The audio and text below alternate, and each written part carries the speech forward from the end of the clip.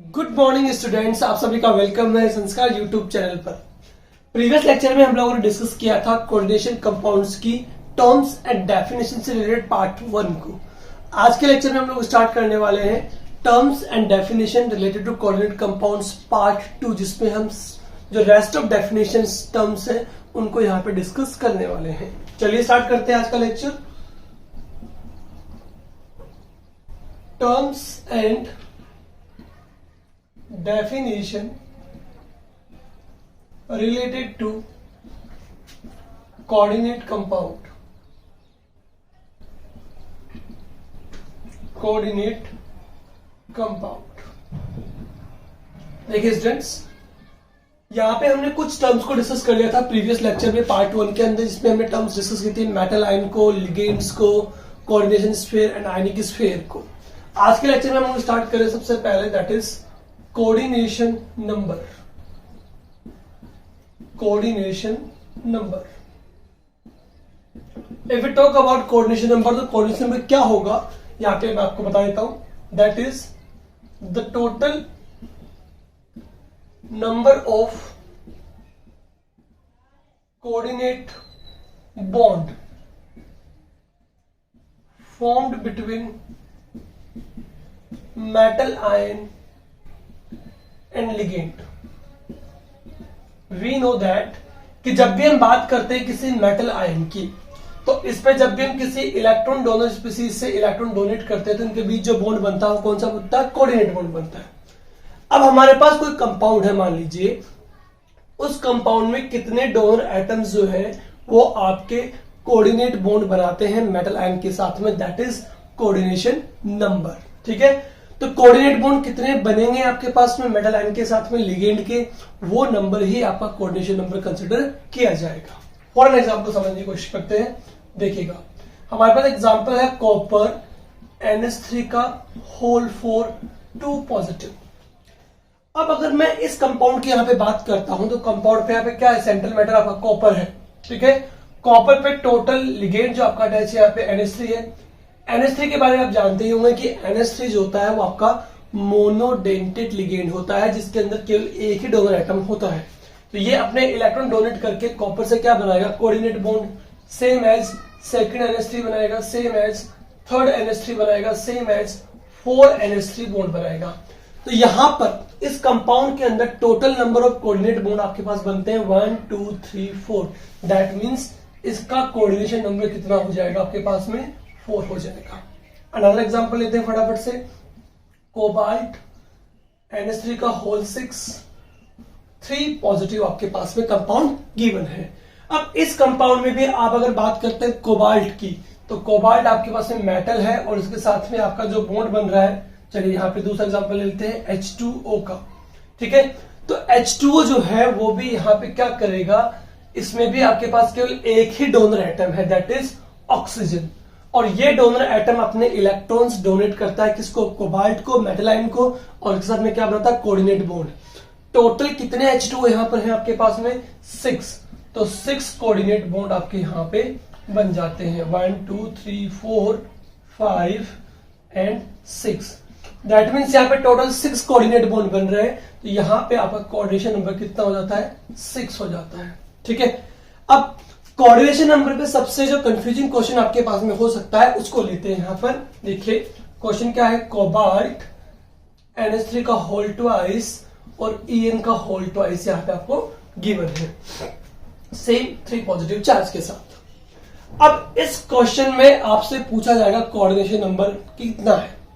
अब कुछ टीचर्स या कुछ स्टूडेंट्स होते हैं वो इस कॉन्सेप्ट को ध्यान में रखते हैं कि यहाँ पे मेटल के साथ में कितने टोटल लिगेंड्स अटैच है। तो बच्चों ये कभी भी माइंड में ना रखें कि किसी मेटल के साथ में कितने लिगेंड्स अटैच होते हैं वो कोऑर्डिनेशन नंबर होगा। वो कभी कोऑर्डिनेशन नंबर नहीं हो सकता, बिकॉज देखिए उस कॉन्सेप्ट के अकॉर्डिंग जो अभी अपन बात कर रहे थे, 2 यहाँ पे अमोनिया है, 2 है यहाँ पे इथेन 1 2 डायमीन, तो टोटल कितने हो गए? 4 लिगेंड्स। तो इसका मतलब इसका कोऑर्डिनेशन नंबर 4 होना चाहिए, लेकिन नहीं होता। इसका कोऑर्डिनेशन नंबर कितना होता है बच्चों? इसका कोऑर्डिनेशन नंबर होता है 6, बिकॉज En जो है वो यहाँ पे आपका बाइडेंटेड लिगेंड है। क्या है? Bidentate ligand. अब मैंने जो आपको डेफिनेशन या जो कॉन्सेप्ट दिया है उस कॉन्सेप्ट के हिसाब से आप इसको इजीली सॉल्व कर सकते हैं। कॉन्सेप्ट क्या है? कॉन्सेप्ट ये है कि आपका मेटल आयन एंड लिगेंड के बीच में टोटल कितने कोऑर्डिनेट नंबर बॉन्ड बने हैं, कितने कोऑर्डिनेट नंबर ऑफ बॉन्ड्स बने हैं, वो कोऑर्डिनेट नंबर ऑफ बॉन्ड्स ही आपके कोऑर्डिनेशन नंबर होते हैं। देखिएगा फटाफट से, कोबाल्ट के साथ में आपका यहाँ पे एक तो बना है अमोनिया, ठीक है, और यहाँ पे एक और क्या बना है, मान लीजिए आपका अमोनिया बना है NH3। वी नो दैट कि अमोनिया जो होता है वो आपका मोनोडेंटेड लिगेंड होता है, इसमें केवल एक ही डोनर एटम है। तो यहाँ पे अमोनिया के जो टोटल 2 मोल्स हैं वो 2 कोऑर्डिनेट बॉन्ड बनाएंगे। इथेन 1,2-डाइमीन के बारे में अगर आपको पता होगा, देखिएगा इथेन 1,2-डाइमीन का फॉर्मूला होता है CH2 NH2 CH2 NH2। मैं ऑलरेडी आपको अपने प्रीवियस लेक्चर में करवा चुका हूं, एग्जांपल में जाके देख लीजिएगा बाइडेंटेड या डाइडेंटेड लिगेंड्स के। यहाँ पे देखिए 2 डोनर एटम्स हैं, इसका मतलब ये 2 कोऑर्डिनेट बॉन्ड बनाएंगे एक साथ। कितने कोऑर्डिनेट बॉन्ड बनेंगे? 2। इसका मतलब ये हुआ कि EN जब अपन लेते हैं एग्जांपल के फॉर्म में, तो ये इसके साथ में कितने कोऑर्डिनेट बॉन्ड बनाएगा? 2 कोऑर्डिनेट बॉन्ड बनाएगा एक साथ, यानी इथेन 1,2-डाइमीन। बिकॉज इथेन 1,2-डाइमीन के अंदर आपके टोटल 2 कोऑर्डिनेट बॉन्ड्स बनते हैं, जस्ट बिकॉज ऑफ कि इसके पास में 2 डोनर एटम प्रेजेंट है। सेम एज दूसरा EN भी जो होगा वो इससे 2 कोऑर्डिनेट बॉन्ड बनाएगा। दैट मीन्स एक EN 1 इथेन 1,2-डाइमीन जो होगा वो टोटल 2 कोऑर्डिनेट बॉन्ड बनाएगा। सेकंड EN भी 2 कोऑर्डिनेट बॉन्ड बनाएगा और NH3 भी 2 कोऑर्डिनेट बॉन्ड बनाता है। तो टोटल कोऑर्डिनेट जो बॉन्ड यहाँ पे बने हैं वो कोऑर्डिनेट बॉन्ड्स कितने हो गए? 6। दैट मीन्स इसका कोऑर्डिनेशन नंबर कितना होगा? 6 होगा। ठीक है, तो ध्यान दीजिएगा, जब भी आपके पास में डाइडेंटेड लिगेंड हो, ठीक है, तो वो एक डाइडेंटेड लिगेंड ही 2 कोऑर्डिनेट बॉन्ड बनाता है, उसके अकॉर्डिंगली आप अपना आंसर देंगे। ठीक है, तो हमेशा देखिएगा स्ट्रक्चर बना करके कि किस तरह से कोई भी लिगेंड जो होता है वो कितने नंबर ऑफ कोऑर्डिनेट बॉन्ड बनाएगा, उसके अकॉर्डिंगली उसका हो जाएगा कोऑर्डिनेशन नंबर। फटाफट से ले लीजिए स्क्रीनशॉट, इसके बाद हम कंटिन्यू करते हैं नेक्स्ट टर्म को। चलिए, हो गया।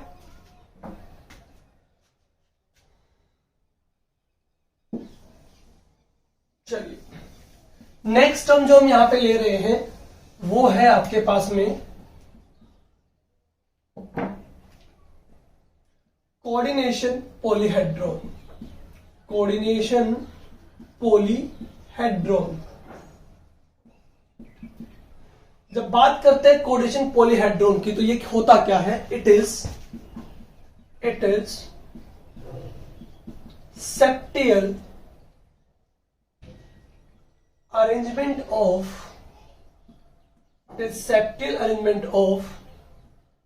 metal ion with ligands। ठीक है, दैट मीन्स कि मेटल आयन के चारों तरफ जो आपके नंबर ऑफ लिगेंड्स या डोनर स्पीसीज प्रेजेंट होती है वो मेटल के साथ में अरेंज होकर के किस तरह के स्ट्रक्चर का फॉर्मेशन करती है, दैट इज कोऑर्डिनेशन पॉलीहेड्रॉन। ठीक है, मैं आपको यहां बता देता हूं क्या होगा कि अगर आपके पास कोऑर्डिनेशन नंबर कितना होता है? 4। ऑलरेडी हम पढ़ चुके हैं कोऑर्डिनेशन नंबर का मतलब क्या होता है? The total number of coordinate bond of ligands with metal ion, वो कहता है आपका कोऑर्डिनेशन नंबर।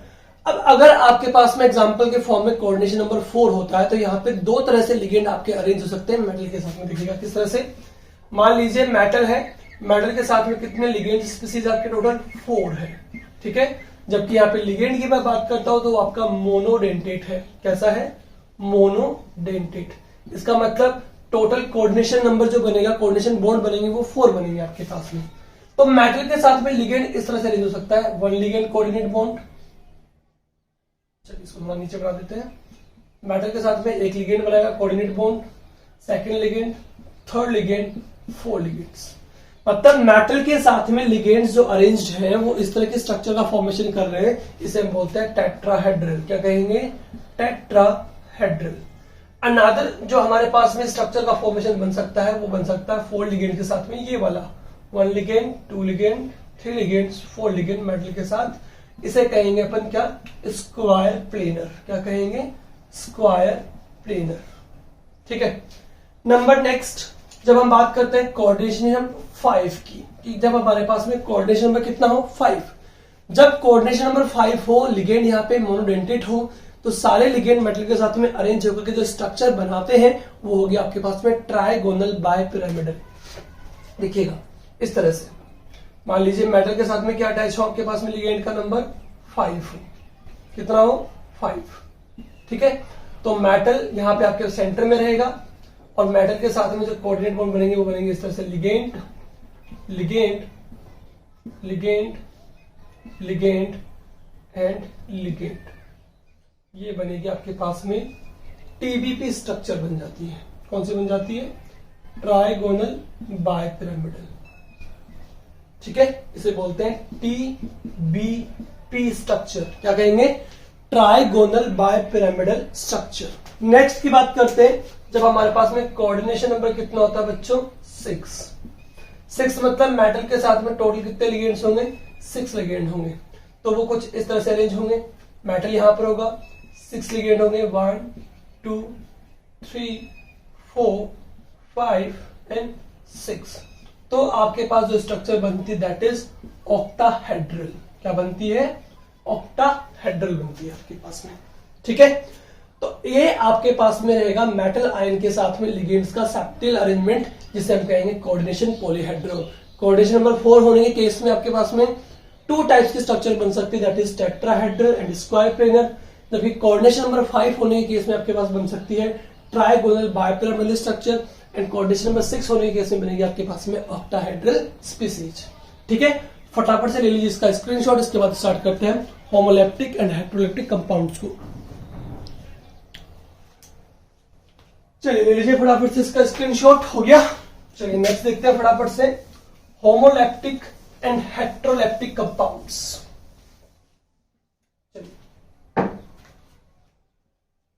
नेक्स्ट हमारे पास में जो टर्म हमारे पास आती है that is homoleptic and heteroleptic compounds.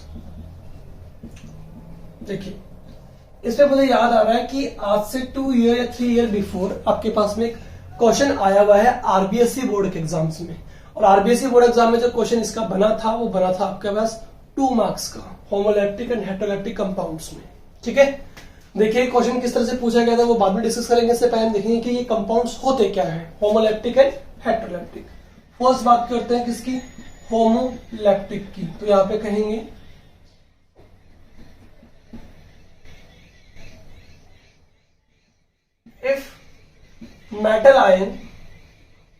if metal ion form, you can say attach coordinate bond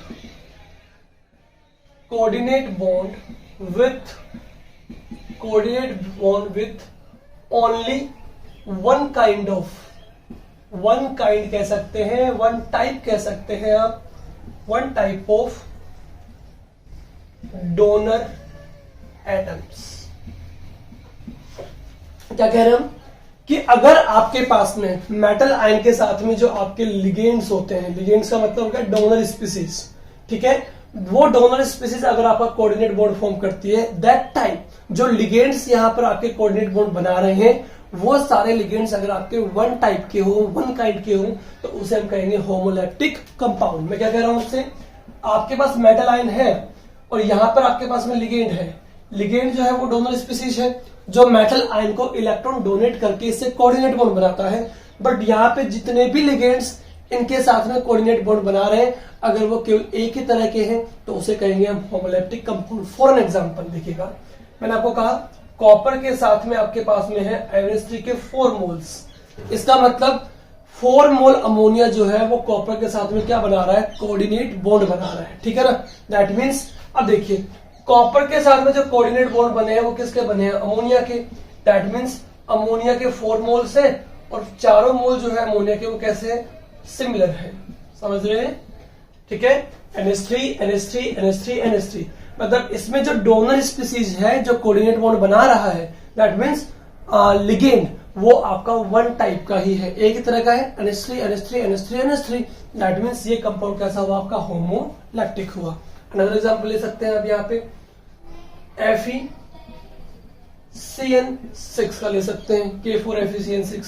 यहाँ पे आयरन के साथ में जो नंबर ऑफ लिगेंड्स पार्टिसिपेट कर रहे हैं वो एक ही तरह के हैं, दैट इज CN साइनाइड। इसका मतलब ये भी आपका होमोलैप्टिक कंपाउंड ही हुआ।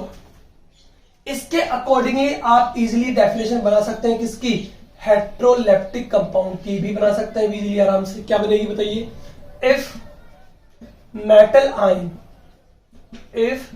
Ion formed coordinate bond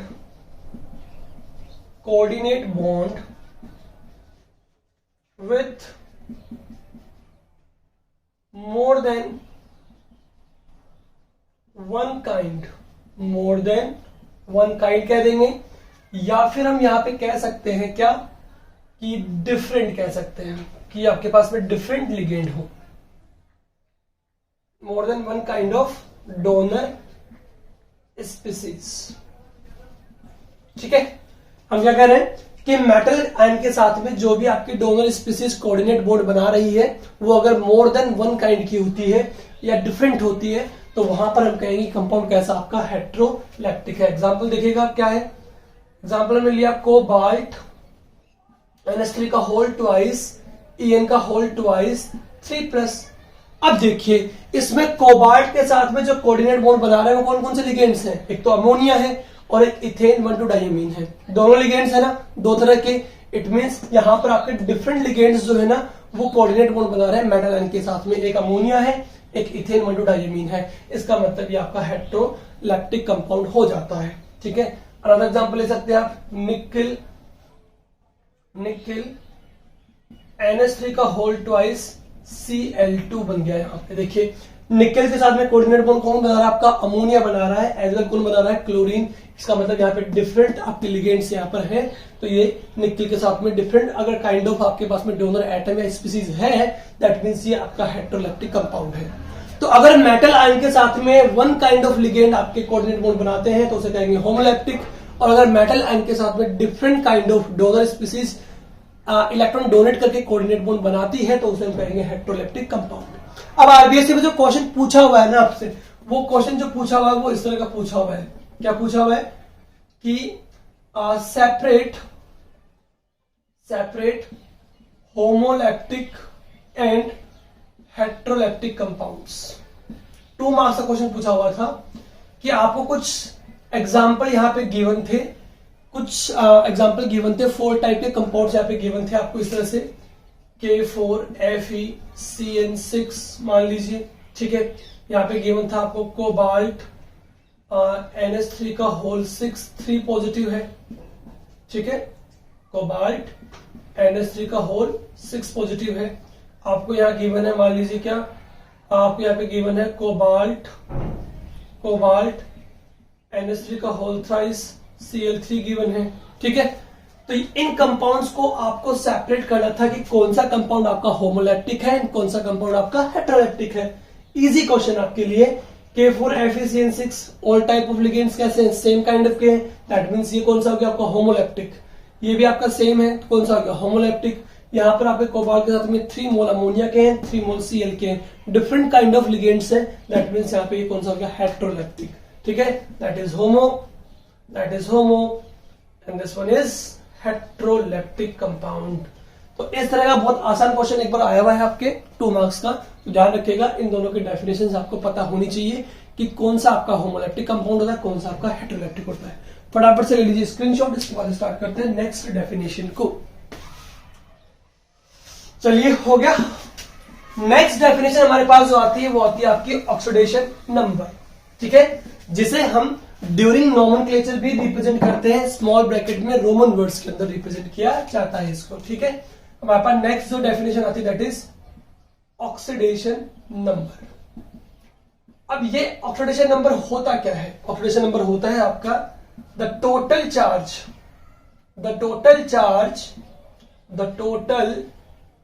charge present on metal. ठीक है, जो हमारे पास में कोऑर्डिनेट कंपाउंड होता है उस कोऑर्डिनेट कंपाउंड में पता है क्या होता है, कोऑर्डिनेशन जो एंटिटी होती है स्क्वायर ब्रैकेट में इनक्लोज्ड, उस एंटिटी में हमारे पास में एक तो होता है मेटल आयन बच्चों, और एक होता है हमारे पास में लिगेंड। तो जब मेटल आयन है उस पर टोटल चार्ज कितना प्रेजेंट है और कब, व्हेन ऑल एटम स्पीसीज और ion or ligands are removed from complex। जो हमारे पास कॉम्प्लेक्स कंपाउंड है, उस कॉम्प्लेक्स कंपाउंड में मैंने आपसे कहा था ना कि कुछ आयंस जो कि आपके इलेक्ट्रॉन डोनर स्पीसीज है यानी कि लिगेंड्स है, वो लिगेंड मेटल के साथ में कोऑर्डिनेट बॉन्ड बना के रहते हैं, ठीक है।